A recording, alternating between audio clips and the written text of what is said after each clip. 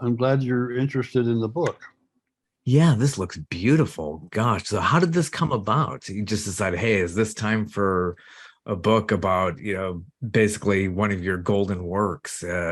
They got a ton of praise. It's as if Orson Welles could have done it for Citizen Kane, I but he, wish. Yeah. he didn't, you know? Yeah. Oh my God. One of my all-time favorites is when you're talking And about. yeah, this book has these sessions have the same kind of appeal as a movie like Citizen Kane or Dark Side of the Moon. Right, And, right. and it's people believe in it. And I've done over, maybe 11 or 12,000 interviews over the years. And 90% of them always bring up something about the Circle album. Some of them are all about the Circle album. And I got my brother to give me his photos that he took of the sessions. He produced the album, and I got him to give me the photos about 7 years ago so I could work on a project. Part of that project is doing a video presentation on stage with the photos cut in. I talk, there's pictures behind me, and then Maybelle Carter comes on and talks and says, on that old record, I started it like this, and I started live on stage with photos going behind me. Well, 2.5 years ago, I thought, when the Ken Burns show came out, actually 3 years ago, when I did the interview for the Ken Burns show 5 years ago, I think. Yeah, he takes a It took while him, to get those took together. him 7 years to put it together. And in that process, I thought, well, I'm getting this video show ready, and there's going to be a book at the 50th year. And when he ran his show, ever since then, the Circle album has been in either the top 30 or the top 20 on Amazon chart, three different Amazon charts Mm, for 2.5 years.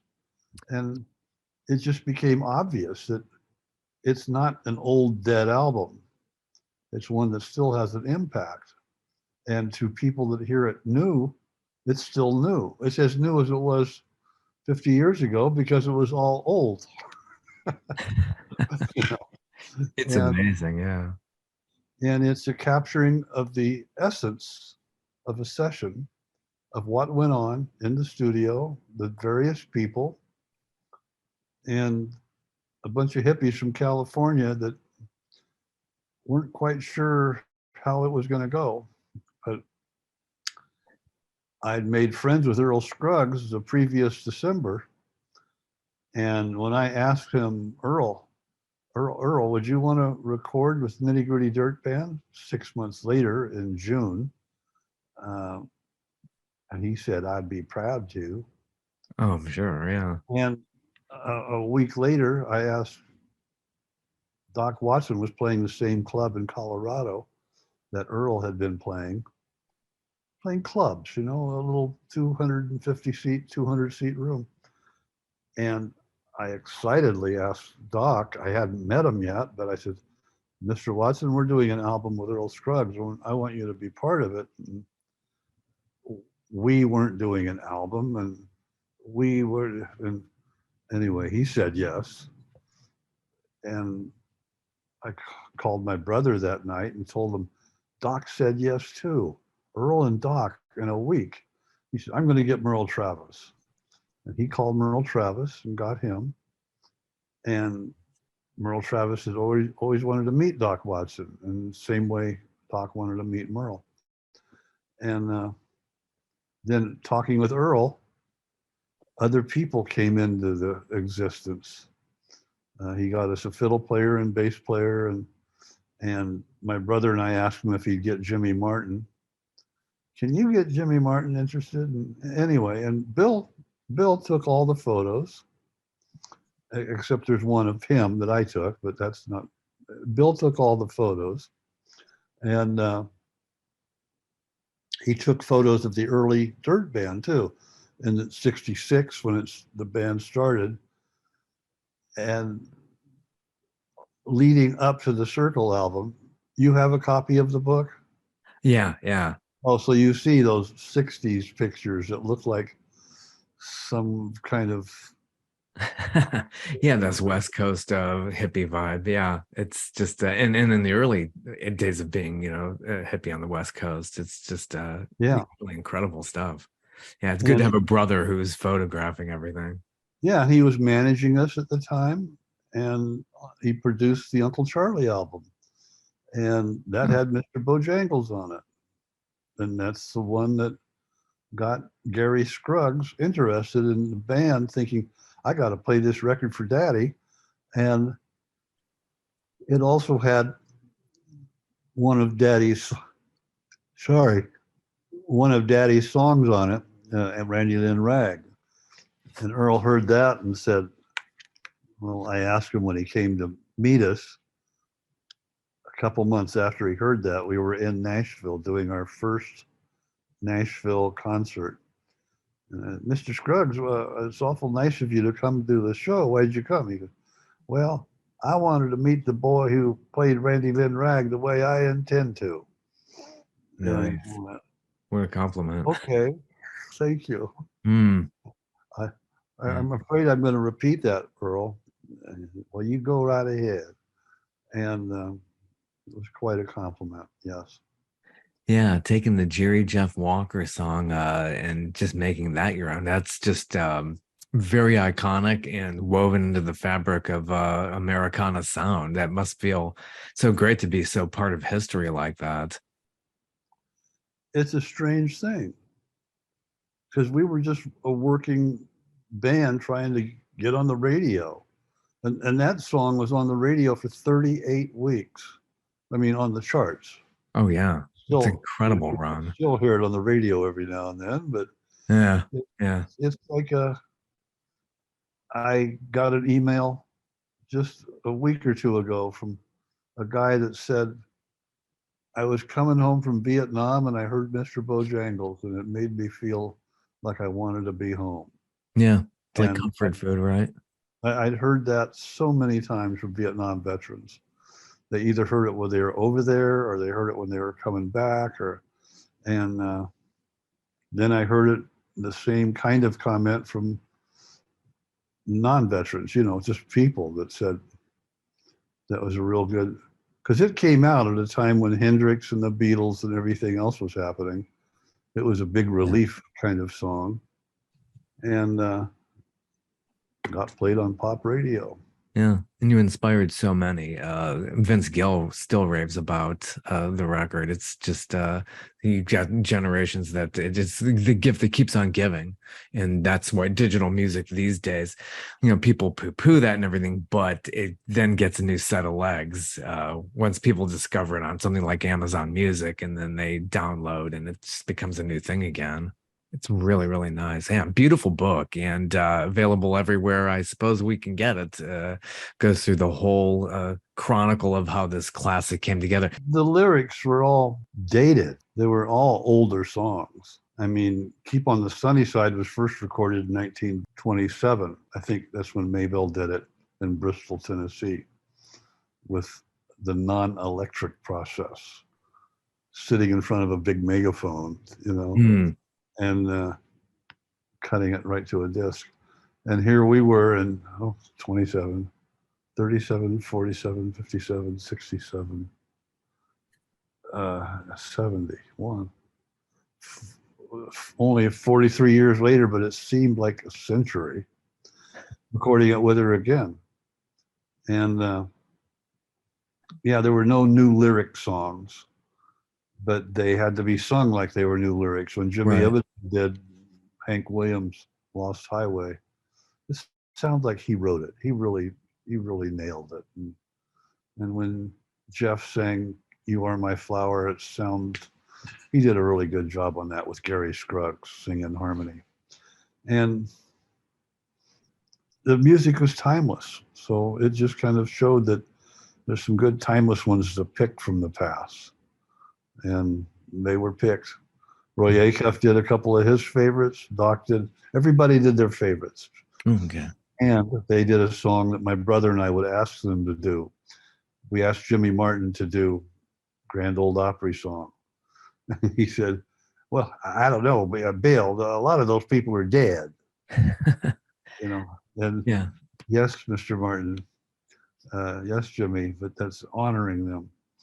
And Roy Acuff, he had recorded Precious Jewel many times, and Lost Highway.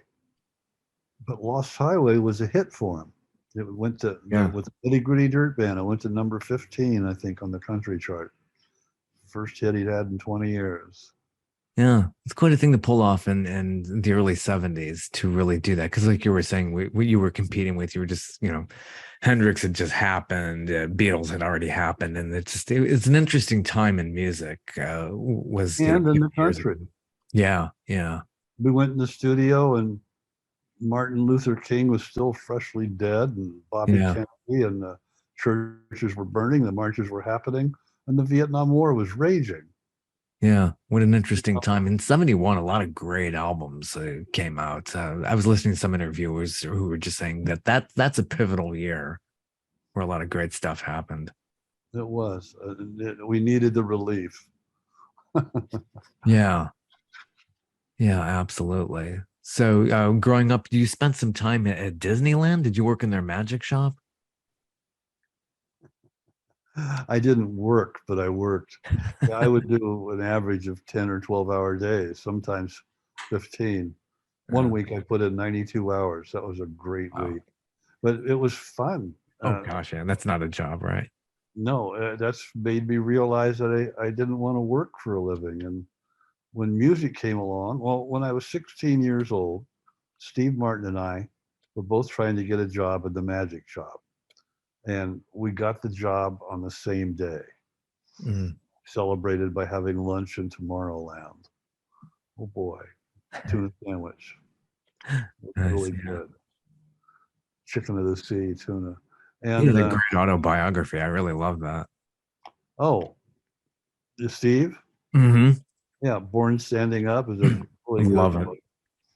He had me proofread it before we printed it. It Nice. was like, well, he had to get some things right, dates and Sure. times, and he'd gone through a lot. And I have an autobiography called The Life I've Picked that has gotten not nearly the sales as Steve Martin's, but Eh, it gets the same respect. So sure. I'm proud of that.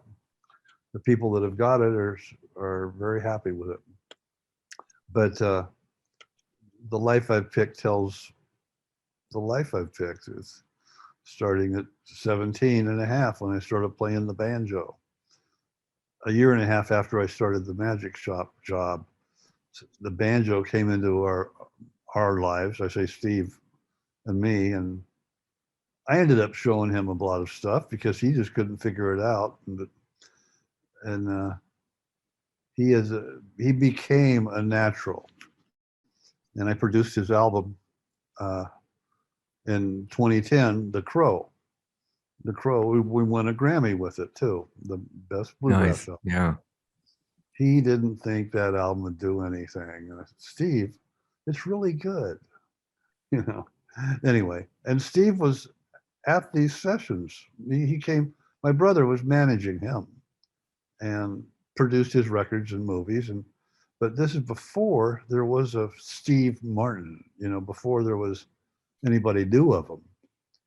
Steve, you ought to come to Nashville. I can record you with Vassar Clements and Junior Husky when the Mm. dirt band sessions are done. And he did. And he hung out. And I got to introduce him to Earl Scruggs.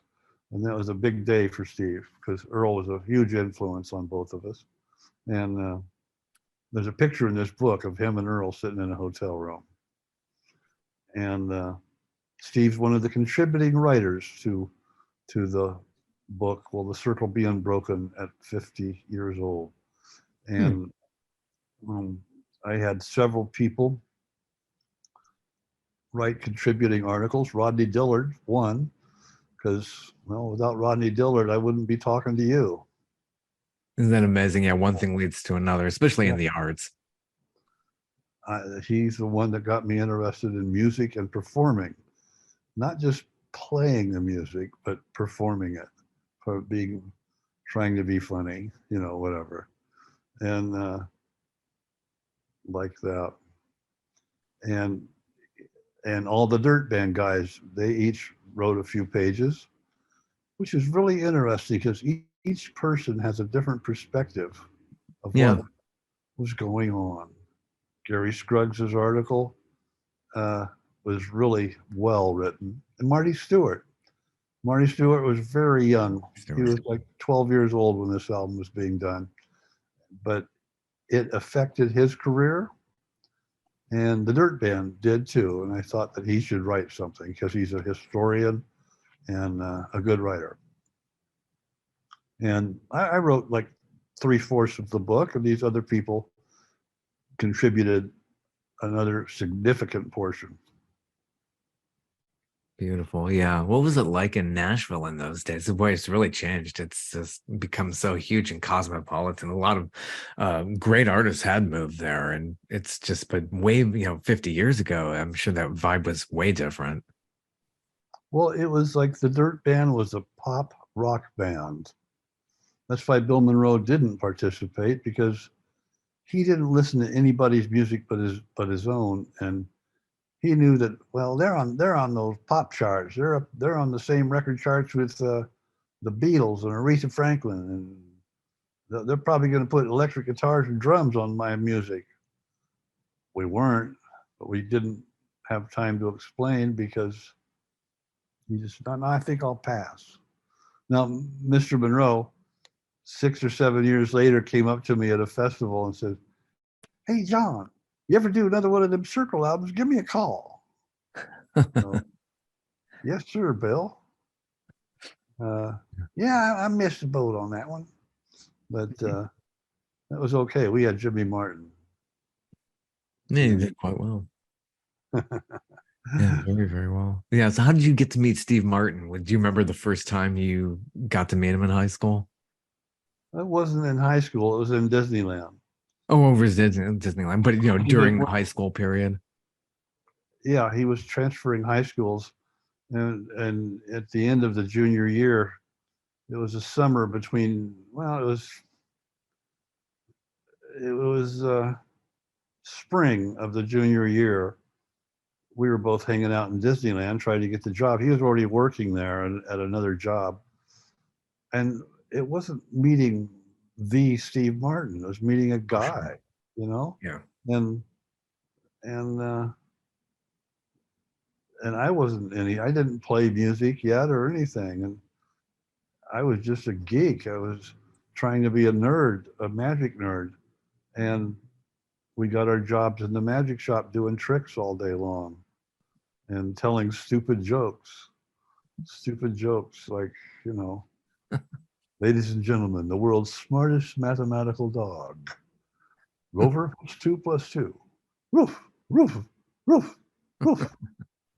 Come on, boy, one more. I could see that. Yeah, he was the roots of that. Yeah. And he mixed comedy and music, and just like that's all history. You were mixing comedy to get people to watch the magic. Yeah. And Right. trying to fool them. You want a sack or a bag with that? I don't know. Well, a sack has the opening on the bottom and it'll fall out. Let me get you a bag, and you put it in the top. Anyway, it's just tough. Nice. On and on banter. But Yeah. Steve was really. We had a great time then. We got into bluegrass and would go to Frontierland during our breaks to see various groups play. And a couple years later, I took a lesson from one of the banjo players, the banjo player that I'd met, David Lindley, who ended up playing with Jackson Browne for years. Mm. He was playing great banjo back then, and I took one lesson from him, and that was really fun. And Chris Darrow, who ended up in the Dirt Band, what was it? 5 years later, he was and I ended up. It was it was a jumble. It was a mess. Sure. Just people plowing along. Sometimes going to the beach. Sometimes going to a club in Hollywood. Sometimes going to the club in Golden Bear in Huntington Beach, and sometimes playing with somebody, and it was a wonderful time. Oh, sure. Yeah. It's in California, Beach Boys were exploding. Do you remember the Smothers Brothers Comedy Hour? That Yeah, didn't sure. last long, but it had a little bit of that vibe in there. I mean, such a renegade, and so many people came out of that, Yeah, including Steve was a writer for that. yeah, yeah. Steve and I had lunch at Farmers Market right next to Television City in Hollywood. Live from Television City, and he told me he was writing. He was writing for the Campbell Show then, Glenn Campbell, after Smothers. It was either Campbell or Cher. He wrote for both of them, but Probably, yeah. he said, "I'm going to quit being a writer and start doing my solo act, Yeah. but I only have 8 minutes of material." I said, "You'll find it. I think you'll do fine. Yeah, it's a good idea." And yeah, Yeah, totally Sonny and groundbreaking Cher, show. Glenn Campbell, Oh yeah. uh, Smothers, and one other show were all done in the same building on Third and Fairfax, like or something. But anyway, and moving along, the Dirt Band formed in '66. We broke up in '68. Hmm. We got back together in '69 and made our fifth album, Uncle Charlie and His Dog Teddy, that led to the Circle album. And that was quite a tumultuous time. Yeah. What an output just to put the 5 albums out that quickly. It's like I don't know if anybody works that much and that hard and quickly like that these days. And the Circle album, it was recorded in 5 days, 36 tracks, Wow. 36 songs. And part of the book, did you get the book with the pictures? Yeah, yeah. Look at that one session log, and the song there's 10 songs in that one day, a day that started at 10 in the morning and finished at Yeah. midnight. Oh, the You know, log, but yeah. And yeah. that isn't that amazing? Yeah, that's working very hard. But you can do that when you're young, you know. It's like, Well, yeah. it was hard to quit. Yeah. Yeah. When it's a labor of love, you're so into it. You're just gonna keep going on. That's a lot of songs. Yeah.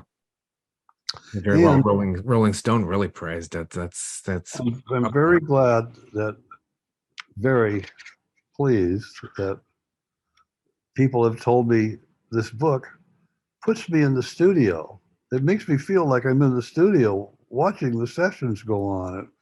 I feel like I'm there. I always felt like I was there. Way the album is recorded just two tracks Mhm. and live takes and all that. But I, the 145 pictures in the book, about 45 of them haven't been seen before, and they've never been explained. And so there's a story with each Right. photo that kind of takes you to the background of what's going on or what that person was like. Or you'll find out that Bashful Brother Oswald didn't know how to read or write, which is a shock to me. But I think people should know that you can play beautiful music and not know how to read or write. And that it was it was wonderful. Vassar Clements couldn't read music, couldn't read a chord chart. Most a lot of musicians don't. It's not required. Probably helps, but yeah, most I speak with don't have that. Yeah. Steve Vai told me that when he first met Frank Zappa, Frank put a piece of sheet music in front of him and said, "Here, play this." And Steve played it. He was 17 years old. Oh, neat. He'd been reading music since he was like 7, you know. And Frank said, "You're hired." Yeah. Oh, yeah. Like you're valuable. I'm taking. No, I know you. I wouldn't have known that about Steve Vai. Not at all. That's really amazing. Yeah. He's an incredible musician. Yeah. Anyway, but that's an interesting thing that he can read music flawlessly, and Vassar couldn't read a note. I can't read a note. I put a chord chart in front of Vassar once, and he looked at it and turned it upside down and went, "That looks better." Yeah. Played with his Seriously, they eyes got shut it in all the the air. time. They got the earworm. They could just be able to pull that off. Yeah. Wow. Yeah, you got some great people that you've come across with over the years. Jeff Hanna and people like that. Les Thompson. Yeah, it's just Well, incredible talent. we were lucky. We were lucky to find that we found each other, and we were lucky that stuck together long enough to do a few things, and a few of them stuck. A few of them were considered worthy. Let's just put it this way: we were well edited. Yeah, that So helps. Editing is, yeah, which is a craft I do. Yeah. if you heard all the outtakes, but that's true with a lot of people. Oh, Hearing the absolutely. outtakes, you go, how'd they ever get work? But it was an interesting process that along the years of the Dirt Band, there had been, well, my 50 years there were hits about every 3 years until the 80s, and we had, I think, 18 country hits. Our first number one was 1981 or so, 1982. 17 years, let's see, 76. Yeah, 17 years to get our first number one record, Long Hard Road Yeah. by Rodney Crowell. Talk about paying your dues. Yeah. And Dance Little Jean, High Horse, a bunch of modern day romance, a bunch of country hits happened. And then Fishing in the Dark, and that was a whole new, everything had been fallow for a few years, and that came out. It was like the third or fourth time the band had a career. And it's been a very fortunate thing. You know, the records, the Dirt Band records, some of them have been on. We have 4 or 5 records on 3 different Amazon charts right now. Well, on one chart there's 4 in the top 100. I mean, one is the Circle album's like number 12, another one is 21, another one's 35, another one's 82. But they move around. It's like, wow, this is like weird. It's rediscovering it. So it's probably close to the same feeling like when you first heard yourself on the radio. It's on terrestrial radio, because there's so many formats these days. But back in the day, that had to be that first feeling. It's like, yeah, you probably with the transistor waiting for it, and it's like it's got to be an incredible feeling. It's still there. It's whenever I turn on a radio and there's a piece of music on there that I'm either responsible for, or maybe just playing a background part for, or just picking on, or maybe it was a song I didn't even play on, but it only had 3 of the Dirt Band guys on it because we used other musicians sometimes. There weren't many of those, but like Long Hard Road, I played guitar, banjo, and mandolin. So that was really fun. You know, Dance Little Jean, guitar and banjo, and Bojangles, mandolin, and anyway, so it's really fun to think that some of the work left an impression. Yeah, very much part of it. And one of the impressions that seems to being left now is the Circle Be Unbroken album. So I had to get this book done, The Making of a Landmark Album, The Circle at 50. It didn't want it to be 51st year. The Circle Be Unbroken, the 51st year. It didn't seem like not catchy. The 49th year, it doesn't quite have the same. Yeah. 50 years, it just, Yeah, you never would have thought, it's half a century. That's a long time ago. That'd be like when Bojangles was a hit. That would be like having Louis Armstrong, and or one of those people from their 1920s record. Yeah. But that music lasted 15 to 30 years, had an audience. But there's something strange about the Circle songs is they seem to keep getting attention. You can hear them new and you go, that's nice. You know, Yeah. and I don't know, maybe it's just me. I But think it's incredibly true. It's timeless. Once you are able to write something and perform, it becomes part of that fabric, and it's there forever. And it's nice to have formats that revive all of this, and people are interested. That's the gift that keeps on giving. well, we're lucky that part of what we give has been accepted that way. Yeah. And Yeah, going way back, did you book Bob Dylan in your high school? Is that something that no, I didn't book him in my high school. I booked him in a high school along in with your the guy. area? I had, let's see, I was 19 years old, and the guy that managed the club, the Golden Bear, which is one of the hottest clubs in Southern California at the time, and I was 19 hanging out there. He said, "Hey, can you get me $2,500? You want to partner with me? I want to book this guy named Bob Dylan." And I'd heard his name, and yeah, oh yeah, he's doing pretty good now, isn't he? Well, yeah, his new album, Freewheelin', is just out and it's starting to get a lot of people liking it. Where are you doing it? At Wilson High School. So I had to go borrow the money from my dad. Uh, I mean, my father, who knew nothing about the current music, believed I was passionate enough that one, I would pay it back. Two, Yeah, it might work. I wouldn't believe it if somebody would pay me back. Yeah. I paid him back 7 weeks later because it sold out. And I think I was 18. Anyway, it was really fun. Nice. Yeah, I bet what a major accomplishment to get that and to pull it off, and somebody who travels acoustically and is getting the attention. It's really just an incredible life. I mean, yeah, you're I remember yeah, all I got out of it was $2,500. I got doubled my money and a front row seat in the yeah. orchestra pit. And I could see Bob Dylan getting out of the limo through the dressing room, through the entry of the stage door. It was a high school. And I could Wow. see him. He had his heart brack on and his guitar on. He gets out of the limo, walks up to the stage.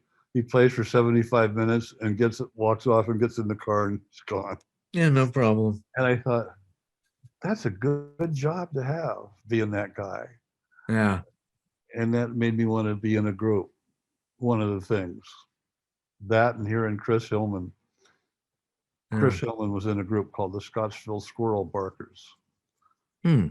with another guy named Bernie Ledden. Bernie played the banjo, Chris played the mandolin. I had Bernie. Chris Yeah. Hillman with the Birds playing bass on Turn, Turn, Turn. And Oh I'm gosh. going to college, and I go, if a guy in the Scottsville Squirrel Barkers can get on the radio, maybe I can. So Yeah. If they could do it, why not? Yeah. It's incredible. Bernie went on to the Eagles, just totally legendary. And Roger McGuinn I met years ago under a bridge. He was playing under a bridge at a festival. Very nice. In Chattanooga, Tennessee. oh yeah, that's a great festival. The River River Bend. River Fest. Bend, Riverfest, River. River Yeah. Fest. I played that one. Saw him there, and Glenn Fry and Dr. John, which was really nice. Oh, Yeah, beautiful festival.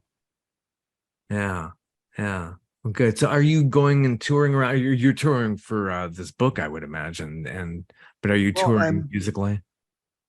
I'm working at it, and doing only about 5 dates a month. But right now I'm in Italy, taking a month off because I've just been working on writing and organizing things the last few months quite ardently, and it's just a good time to be in Italy. But Yeah. this is the fifth interview I've done about the book in the week that I've been here, so I'm doing both, I guess. But yes, I have dates coming up. And you can cut this out. When does this show? Is it in a week or two, or when does it run? I'm gonna try to get this about 2 weeks. Yeah. Okay. So yeah, in November, I'm going to be playing at Old Town School of Folk Music in Chicago and in Minneapolis at a place called the Dakota, which is really nice. And in Milwaukee, Shank Auditorium. I think that's November 3rd. Okay. So we'll And try to get this out October for you. 14th, I'm doing a real special show in Springfield, Missouri. That should be really fun. It's a meet and greet and a concert and several things. Oh, cool. It's about this book. I'm showing the footage and that I've cut together and playing the music, and that'll be fun. But yeah, I've got about 8 dates booked between now and the end of first week of November, starting when I get back. And I've got to go to, oh, this is really, I got to go to the IBMA, the International Bluegrass Music Association, because they're giving an award to the Circle album for its contribution to the overall history of the music. Uh, That's September 27th. And then the 29th, the Country Music Hall of Fame in Nashville is doing a country music from California exhibit. And I'm one of the people that are exhibiting, I guess. oh, cool. Bernie will be there, and Nice. Jeff from the Dirt Band, and I think Chris Hillman from the Birds, and a bunch of people. They're doing a 3-year exhibit at the CMA, and that'll be fun. Oh, that's really Yeah. awesome. Yeah, gosh, the accolades just keep piling up, but that's how it is when you have been in the business for as long as you have, for a half century. Well, I'm just glad that there's somebody cares. But Yeah. yeah, well, yeah. They're keeping music Where are you alive. located? Where are you located? I'm in Atlanta. Oh, right. Okay. Yeah, a lot of good people come through here as well. That's just there's a lot of interest in that kind of music too, as well, and a lot of the venues in this area. So yeah, a guy by the name of John McEuen has come Oh, up. Yeah, yeah, he's great. had him a few times. Kamikaze writing is what his style is. He's just got incredible volume. Yeah. It's I'm playing Calhoun, Georgia. I can't remember the date, but that's going to be fun. That's the place where the Mountain Whippoorwill poem was created. Yeah. You don't know if you know the story. Up in the mountains, it's lonesome all the time. It's a story that I've done from stage a lot Oh, in the 70s and 80s with the banjo and fiddle, and they want me to come there and do it. yeah, So, North Georgia. and yeah, anyway, so yeah, some dates I'm remembering now are, oh, when is that? That's in October too, I think. Okay. But We'll hold off for this for like a fall release, so I could tell everybody, hey, you're going to be in these places. Sounds like you got a busy autumn coming up. yeah, it's always things going on. Seems like, fortunately, September's good. October, anyway. Good. And book is burning up the charts. I'm really proud of that. My Yeah. brother, who shot all the photos and produced the band, who Beautiful passed away. photos, logbooks. Yeah. He passed away a couple of years ago, and gave me these photos with the hopes that it would work. Yeah. He It's amazing he gave you that. That's great. he was kind of a curmudgeon or something in some ways, you know. But Bill, I think people should see these and know about his. I do what you want with them. I know it's good. You know? You just go do that. But somebody who does managing and is doing photography and all that, those kind of guys do kind of be a bit of that way too. Yeah. Anyway. Will the Circle Be Unbroken available everywhere? I can go into the Barnes and Noble everywhere and get it wherever you get books. And if you want an autographed one, you go to Landmark Booksellers Landmark Booksellers in Franklin, Tennessee. Hmm. That's Franklin, Tennessee. It's a local store. I moved to the Franklin area with my wife last year, and getting ready. Right Done the on. Opry a few times, and getting ready for the release of this book. And yeah, September 29th or so, Billboard's putting out an article about it. And anyway, Landmark Booksellers, they have a few left that I've signed. I'm going to have to get home and sign some more, I think. That'll be fun. Yeah. Oh, that's fantastic. Franklin, Tennessee. Yeah, there was a ton of talent out there. A woman by the name of Crystal Taliaferro Oh, yeah. worked with John Mellencamp, Billy Joel, Bruce Springsteen. Yeah, very, very talented. Good people out there. Well, best wishes for everything. And thank you so much for joining me today. Okay. Thank you for letting the word get spread here. Absolutely. Take care. Best wishes.